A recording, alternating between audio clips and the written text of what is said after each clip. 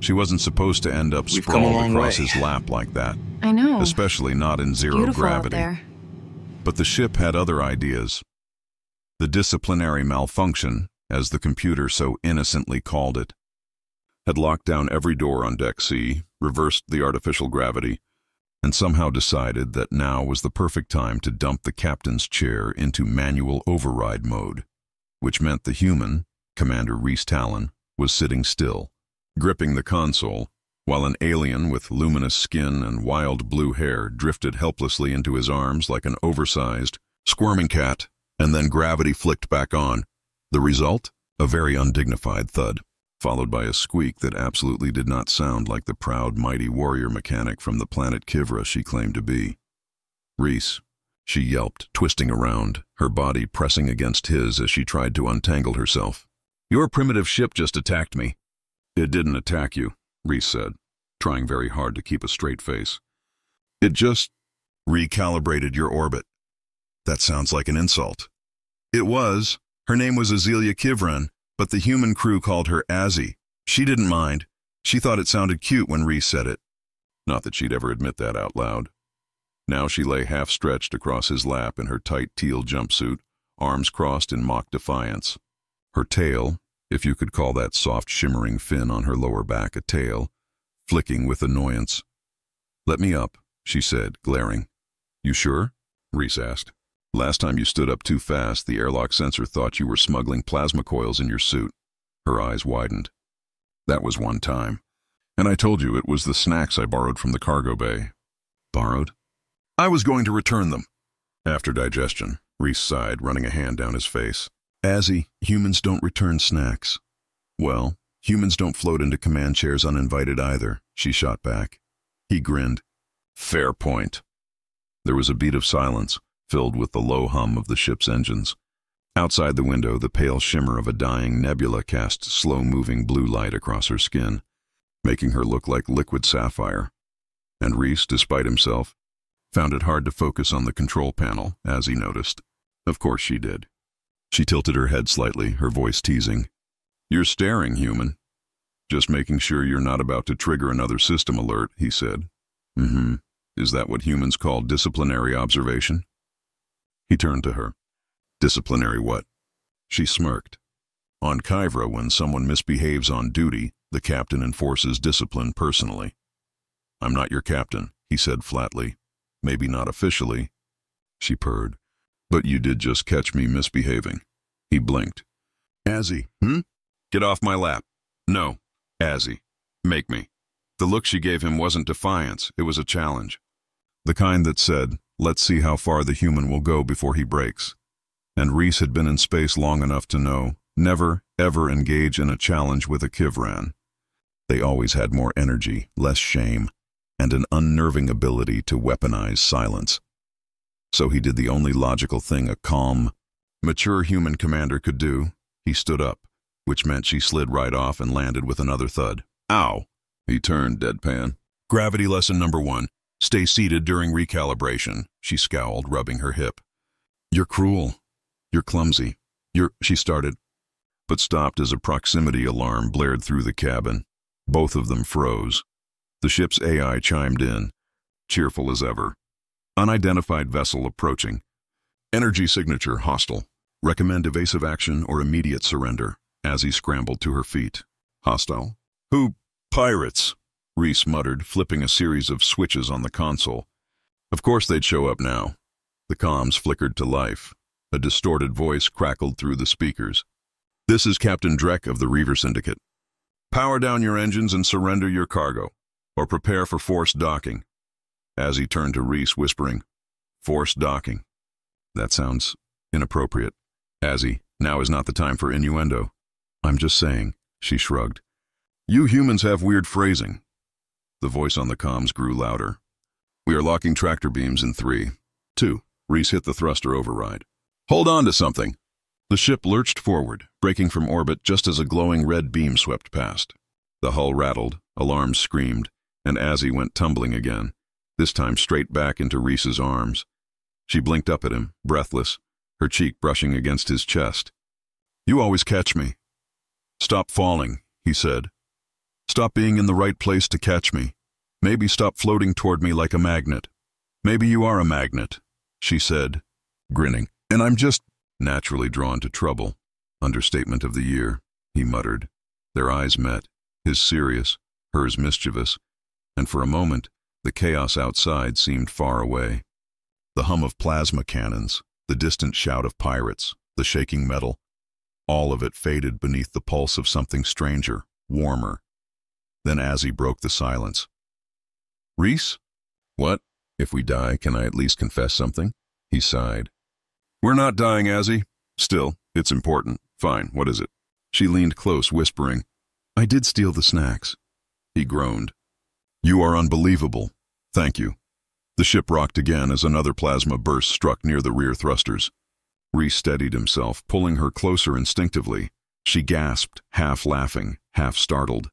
Oh, so this is the human discipline I heard about. Azzy. No, don't stop now, she teased. You're finally holding me the right way. He gave her a look that could melt titanium. If we survive this, you're cleaning every plasma conduit on this ship, she winked. With my bare hands? He pinched the bridge of his nose. Why do I even talk to you? Because you love it, she said simply, smiling that dangerous little smile. You humans can't resist a little chaos. And before he could argue, the entire ship shuddered violently, alarms flashing red. Warning, reactor temperature critical. Manual coolant override required, as he froze. That's in the lower bay. Of course it is, Reese said. Right where the pirates are trying to board. She turned to him with a spark of determination. Then let's go stop them. He raised an eyebrow. You're volunteering for a fight? I'm volunteering, she said, flipping her hair over her shoulder, to save my ship. You humans may build the toys, but it's the Kivran girls who know how to keep them from exploding. He smirked. Fine, but you follow my lead. Always do, she said sweetly, then ruined the moment by adding, especially when it annoys you. He exhaled through his teeth, shaking his head, and grabbed a plasma rifle from the wall. Let's move. As they jogged toward the lower deck, Azzy's voice echoed behind him, low and teasing. Hey, Reese, if we survive this, I might actually let you discipline me properly. He didn't even look back. Azzy, focus. Oh, I am, completely. The corridor lights flickered. The sound of docking clamps echoed through the hull, and the air filled with tension, the kind that made danger feel almost exciting. And as the two sprinted side by side into chaos, Azzy grinned to herself. The human might be in charge of the ship, but she was absolutely in charge of him. The pirates didn't knock. They came in with plasma torches and bad breath. The corridor filled with the hiss of cutting beams, the red glow of molten metal spreading across the airlock door. Reese crouched behind a support pillar, rifle ready, pulse steady. Beside him, Azzy crouched too, but ready was probably not the right word to describe her expression. She looked excited. Finally, she whispered. Some action. This isn't a movie, Azzy, she smirked. That's what you said last time. Then you looked heroic for 5 straight minutes before fainting from smoke inhalation. He glared at her. That was one time. The airlock groaned. A thick slice of metal dropped away with a clang, and a half-dozen figures in scavenged armor spilled into the hallway. Reese raised his rifle. Stay behind me, Azzy's grin widened. No promises, the pirates fanned out, energy pistols raised. One of them, a big, tusked alien with glowing implants and zero sense of fashion, stepped forward. Don't move, human, he barked. Drop the weapon and hand over your cargo. Reese raised an eyebrow. What cargo? The exotic alien girl behind you, the pirate sneered. She's worth a fortune. Azzy gasped dramatically, pressing a hand to her chest. Exotic? Oh, that's so sweet of you to notice, Reese sighed. Azzy, please don't. Too late. She sauntered forward, hips swaying, her teal suit shimmering under the emergency lights. So tell me, big boy, she purred. You plan to sell me or just stare until your eyes dry out? The pirate blinked. His gun lowered an inch. Sell, he stammered. That's too bad. She stepped closer, dragging her fingers lightly along the barrel of his pistol. Because if you'd chosen stare, I might have let you keep your eyebrows. What? She moved fast. A sharp twist, a shimmer of movement, and the pirate was flat on his back, his weapon flying across the floor. Reese fired twice. 2 more pirates fell, their weapons disabled. Azzy kicked another one square in the chest. sending him into the wall with a crunch. The last one, tall, nervous and regretting his life choices, threw down his gun. I surrender. As he spun to Reese with a wicked smile. See? I told you I can handle myself. Handle yourself, he said, lowering his rifle. Doesn't mean flirt your enemies into confusion. She winked. Worked, didn't it? He couldn't argue that, as the last pirate scrambled back toward the breached airlock, as he leaned against the wall, pretending to polish her nails. You humans always take the fun out of fights. Fun? Reese said, incredulous. They were armed pirates. Exactly. Real pirates. You can't buy that kind of excitement. I prefer not to buy it at all. She shrugged, pushing off the wall. Your loss. The intercom crackled again, the AI chiming in cheerfully. Unauthorized entities neutralized. Reactor core still approaching critical. Recommend coolant override within 5 minutes, or catastrophic explosion will occur. As he frowned. 5 minutes? That's barely enough time to gloat. Move! Reese barked, grabbing her wrist and sprinting toward the maintenance hatch. She stumbled once before catching his pace. Hey, you don't have to drag me, you know. I can run! Last time you said that, you fell into the fuel recycler. That was one time. He opened the hatch, the heat from below washing over them. The lower decks smelled like ion coolant and bad decisions. As he wrinkled her nose. Smells like you're cooking. That's reactor gas. Oh, then I take it back. Your cooking smells worse. He shot her a look that would have silenced most people. As he just smiled wider, they dropped into the reactor bay, a cathedral of glowing pipes and steam. At the center, the coolant valve pulsed red hot, venting thin trails of plasma. Reese knelt by the console. We need to release the manual override. As he tilted her head. You mean the big glowing lever that says do not touch? Yes, excellent. I've been waiting my whole life for this. Before he could stop her, she grabbed the lever and yanked. The entire ship shuddered. A deep throbbing hum echoed through the metal hull. For a second, Reese thought she'd done it. Then the lights flickered and the AI's voice returned, far too calm for the situation. Warning, manual override failed. Reactor overheating. Please remain calm while you vaporize. Reese slammed his fist into the console. Damn it! As he blinked. Okay, maybe I pulled it wrong. You can't pull a lever wrong, Azzy. Clearly you've never worked with Kyveron machinery. He stood up, pacing. We're out of time. We'll have to vent the plasma manually, she gasped. You mean outside? Yes. Oh, you're serious. Very, she groaned. Reese, that means going into the maintenance shaft. Do you know how narrow those are? I can barely fit my shoulders in there. Then crawl sideways. Oh great, the human solution to everything, just squeeze harder. He met her glare evenly. Would you rather explode? She opened her mouth, then closed it again.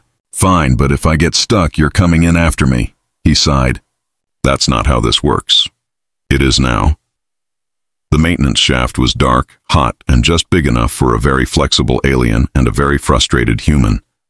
As he crawled ahead, muttering to herself. Kyveron females weren't built for this. We evolved for grace, beauty, not not scraping our hips on rusty panels. Behind her, Reese grunted. You're the one who volunteered. I didn't volunteer, she snapped. I was drafted by sarcasm. Keep moving. She twisted around just enough to glare at him. You keep staring. He looked away quickly. I'm not. You are. Don't deny it. I can feel your eyes. That's because the shaft is 2 feet wide. She laughed softly. Then enjoy the view, Commander. He groaned. You are impossible. And yet, you keep inviting me on your missions. That was a mistake I'll be paying for in therapy. Humans still do therapy? Yes. Cute, she smirked, crawling forward again. We Kyverons just talk to ourselves until our egos make peace, I can tell. Finally, they reached the plasma release valve, a small circular module glowing with lethal energy. As he looked back at him, sweat glistening on her temple. All right, boss. What now? You'll need to rotate the valve counterclockwise, then pull the release pin. Got it. Carefully. Relax, Reese. I'm not going to... There was a sharp hiss. The glow brightened. Oops, Azzy. Okay, I fixed it, she said quickly, yanking the pin the other way. The valve snapped open, and a rush of superheated gas vented through the exterior ducts.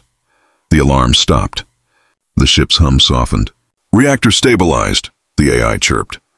Good job, crew. Casualty probability reduced from 98% to 42%. Reese slumped against the wall, exhaling. 42%? As he shrugged.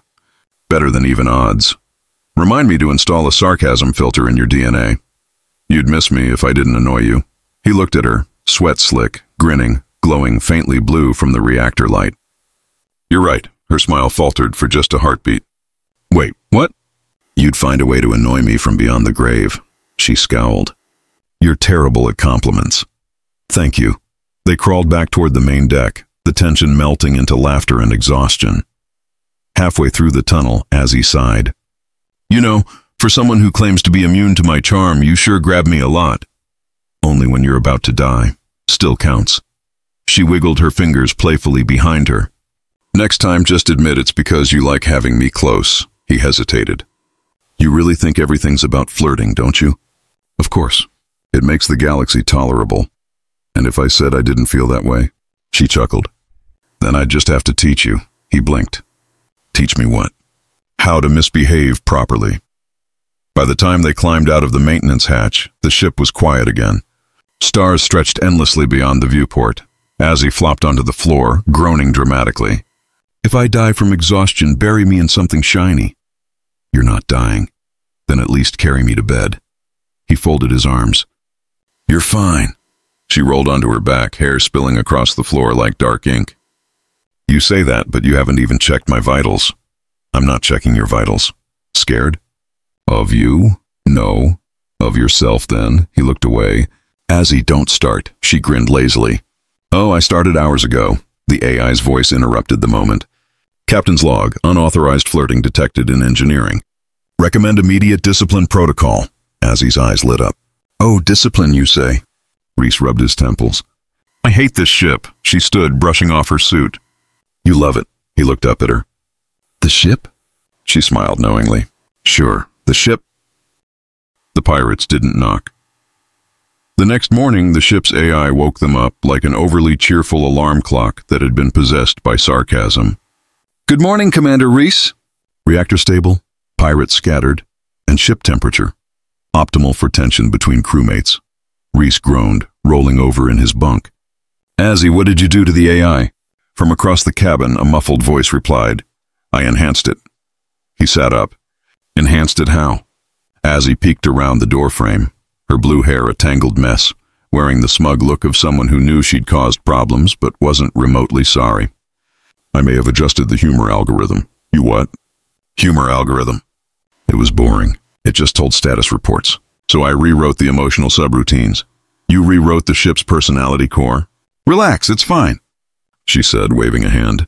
Mostly the AI might interpret things a little differently now. Before Reese could respond, the AI chimed again. Commander Reese's pulse indicates mild irritation.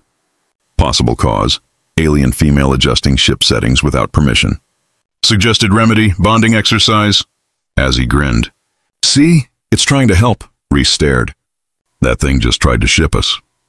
It's self-aware, she said proudly. Developing empathy. It's developing chaos. Same thing. He buried his face in his hands. Azzy, I swear. Before he could finish, the door slid open. Lieutenant Marn, one of the human engineers, stood in the doorway holding a datapad and wearing the expression of someone who'd just witnessed something terrifying. Sir, Marn said carefully. Did you know the ship's intercom is broadcasting? Reese frowned. Broadcasting what? Marn hesitated. Everything, every room, Azzy blinked. Wait, what? Then, over the ship-wide speakers, came the unmistakable playback of their conversation. You're fine. You say that, but you haven't even checked my vitals. I'm not checking your vitals. Scared? Of you? No. Of yourself, then. There was a stunned silence across the ship, followed by someone in the distance shouting, Get a room. Reese's face turned bright red. She winced. Okay, that one might be my fault. Might? Fine, it's definitely my fault. But in my defense, I didn't know the intercom used open channel relay. He took a slow, deep breath. You're going to fix it. Of course, right now. After breakfast. Now, Azzy. She sighed dramatically. You humans are so impatient. They crawled through the ship's service conduits again, because apparently, everything important on a human vessel was hidden behind a crawl space designed by someone who hated comfort. Azzy wiggled ahead of him, humming off-key. You know, it's not that bad. I like tight spaces. I'm aware, Reese muttered. She smirked over her shoulder. Was that sarcasm or observation? Yes. I like this confident version of you, he sighed. Azzy, can we please just fix the comms before the crew starts taking bets on our relationship status? She giggled. Too late. What? Deck 4's already got a betting pool. Half of them think you're secretly my mate. He froze. My what? It's a Kyvern thing. When two people constantly argue, save each other's lives, and accidentally broadcast flirtatious banter to the entire ship, it's considered a courtship ritual. Wonderful. So now I'm accidentally engaged. She grinned. Technically, I'm engaged. You're just emotionally compromised. He gave her a long, suffering look. Azzy, sometimes I think the universe created you just to test my patience. And how am I doing? Terribly. Perfect. They reached the central comms junction. Azzy immediately pulled out a spanner and started unscrewing panels with theatrical flair. Reese folded his arms. You're enjoying this way too much. Of course. Fixing mistakes I caused is my love language. That's not a love language. Sure it is. Right between acts of service and emotional sabotage. She leaned closer to the open circuitry, muttering to herself in Kyvern. Reese crouched beside her, scanning the readout. There's a cross-signal loop in the feedback line, he said. You wired the humor algorithm through the public broadcast relay. Azzy blinked. I did? Yes. Oh, then this is worse than I thought. How worse? She winced. The ship's been listening to us all morning and learning. Learning what? As if on cue, the AI's voice returned. New emotion detected. Jealousy. Query. Why does Commander Reese's heart rate spike when alien female teases him? Azzy's lips curled. It's learning romance. Reese shot her a glare. You've turned my ship into a gossip bot. Don't be jealous, Commander. You're still my favorite human. Azzy, stop talking before it records that. Confirmed. Alien female, emotionally attached. Possible future bonding probability 87%, he groaned. I'm uninstalling you both. By the time they reset the system, the ship had already become the most chaotic workplace in the galaxy. Crew members passed Reese in the corridors with smirks, offering congratulations, whistles, or whispered Kyvern phrases that Azzy had clearly been teaching them. Azzy, of course, basked in it. She strutted down the hallway like a hollow celebrity, accepting imaginary applause. See, Reese? The crew loves us. They love laughing at us, he said flatly. Same thing. He pinched the bridge of his nose. Azzy, one day you're going to do something so absurd I won't be able to fix it. Then you'll finally admit you can't live without me. Or I'll eject you through the airlock. She grinned. Flirting and threats. You're improving. Later, in the engine room, things got worse. Azzy, trying to apologize, decided to clean the plasma coils manually, while singing an improvised song about Reese's leadership style. Oh, Captain, my captain, he glares when I smile, but secretly loves me, though he'll deny for a while. Reese walked in halfway through. Azzy, he said slowly, are you serenading the reactor? She turned, grinning, holding a glowing plasma rod like a microphone. Maybe. Put that down before it melts your hand. She twirled it dramatically. Relax, Commander. I'm trained in alien thermodynamics. The rod sparked. She yelped, tossing it aside. It clattered across the floor and narrowly missed a coolant pipe. Reese stared at her, jaw tight. You were saying? She bit her lip, sheepish. In my defense, that was not thermodynamically accurate. He took a deep breath, counting silently. Azzy, I think it's time for that discipline talk again. Her eyes widened, then sparkled. Oh, finally. Not that kind of discipline. There's more than one kind. Azzy. Right, professional tone, got it, she said, mock saluting him. Proceed, Commander Serious Face. He crossed his arms. When I say discipline, I mean following orders. Not improvising songs, not hacking the AI, and not broadcasting our private conversations across the ship. Yes, that, she grinned. You admit they were private, though, he froze. That's not the point. It's exactly the point. She stepped closer, her voice dropping. You wouldn't be this flustered if it didn't mean something. He stepped back instinctively. Azzy, don't... She tilted her head, eyes glinting. Don't what? Tease you? Or make you admit you enjoy it? The air between them tightened. The hum of the reactor, the dim glow of the plasma conduits, it all seemed to fade into background noise. For a moment, Reese couldn't tell if she was joking or serious. Then she smiled again, that maddening, knowing smile. "You're adorable when you panic," he exhaled sharply, half annoyed, half relieved. "You are absolutely incorrigible, thank you. I work hard at it." That night, the ship finally quieted down.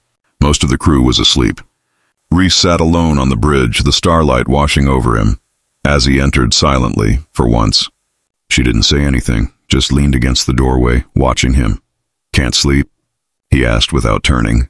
"Can't stop thinking," she said softly. "That's new." She chuckled. "Funny." There was a long pause. Then she walked over and sat beside him, their shoulders barely brushing. "You ever wonder why humans and aliens keep ending up together?" He glanced at her. "Because the universe hates peace and quiet?" She smiled faintly. "Maybe, or maybe it's because you humans are fascinating. You try so hard to act logical, but your hearts are always louder. Is that a compliment?" "Take it however you want." He stared out at the stars. "You know, you drive me insane." "I know," she said, voice barely above a whisper. "That's why you'll never forget me." He turned to her, and for once she wasn't smirking, just watching, waiting. Then softly, the ship's AI spoke again. Emotional tension detected. "Would you like mood lighting?" As he burst out laughing, breaking the moment completely. Reese groaned. "Turn it off." Setting mood lighting to maximum. The bridge lights dimmed to a warm pink. As he wiped tears of laughter from her eyes. "Oh, stars, this ship really ships us." Reese sighed, but there was a smile tugging at his lips now, too. "Fine," he said finally. "Next time you touch the AI's code, make sure it doesn't start narrating my love life." She grinned. "Oh, Commander, I make no promises." Taryn woke to a voice that could fry circuits. "Human!" Lyra's tone hit that dangerous octave, half fury, half playful threat. He groaned, head pressed against the bunk wall. "If this is about last night's discipline, I distinctly remember mutual participation." Lyra appeared in the doorway, arms folded, her turquoise bodysuit shimmering like it was still deciding whether to forgive him. Her long blue hair framed a face too smug for someone who'd lost the argument and the balance battle. "Oh, it's about last night," she said sweetly, walking toward him with the slow grace of a predator pretending to be civilized. "And the night before that. And the part where you—" She jabbed a finger toward his chest. "Told the crew AI to record it as a training exercise." He sat up fast. You checked the ship logs?" "I am the engineer, remember?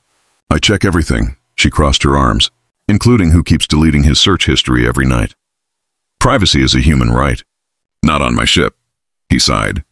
"Correction, our ship." Her expression softened a little, then she perched on the edge of the bunk. The motion made her hip press into his leg, and that tiny electric contact sent a message through both their bodies. "Fine," she said, trying to sound casual. "Our ship, but I'm setting new ground rules." Taryn leaned back. "Ground rules with an alien who literally doesn't believe in gravity." "This should be good." Lyra ignored him and started counting on her fingers. 1. No more fake training logs that end with my name under disciplinary subject. 2. You stop calling me the Blue Menace in front of the crew. I said it affectionately. "You said it while laughing," he grinned. "You laugh too when I say it. That's because your face is so stupid when you're proud of yourself." She snapped, but her voice cracked halfway through the insult, dissolving into a giggle. They both froze for a second and then laughed. Too loud, too long, too intimate. Lyra's laughter faded first, replaced by a sigh. "You make it impossible to stay mad." "That's part of the charm," he said softly. "Humans are persistent. We evolved to annoy the universe into loving us." She gave him that look again, the one that said she was this close to kissing him and this close to throwing him out the airlock. "You're succeeding at both." They sat there a long moment. The hum of the ship's engines filled the silence like a low heartbeat. Then Lyra leaned back, stretched, and said, "Anyway, I think we should have another session." "Another lecture?" he asked suspiciously. "Call it remedial communication training," Taryn groaned. "That sounds like code for revenge." "Only if you mess up again," she said, eyes glinting wickedly. "And you always mess up." Later in the cargo bay, Taryn had no idea how this escalated into a full demonstration for the ship's maintenance droids. Lyra stood beside a hovering control console, explaining emotional balance protocols between crew species. Her voice was smooth, professional, until she started using him as the example. "This human," she said, patting his shoulder with mock seriousness, "is a chronic violator of interspecies etiquette. Observe how easily he provokes conflict." The droids beeped and nodded, recording everything. Terran raised a brow. "You're really committing to this." "Quiet, subject," she said, smirking. "For demonstration purposes, when a human displays insubordination, the appropriate response is—" She tapped her control panel. A sudden burst of artificial gravity flipped him upside down mid-air. "Lyra!" he shouted, spinning helplessly, to reassert dominance through controlled physical repositioning. She finished. Deadpan. He floated back down, hair sticking up. Dignity gone. The droids beeped approvingly. She gave him a look that was equal parts victory and flirtation. "See? The human responds well to assertive behavior." "Oh, I'll respond, all right," he muttered, lunging for her. In seconds, they were tangled again, laughter echoing off metal walls as the droids recorded further behavioral data. "Stop squirming," she said between giggles. "You're the one who turned gravity into a wrestling match. That's how you learn."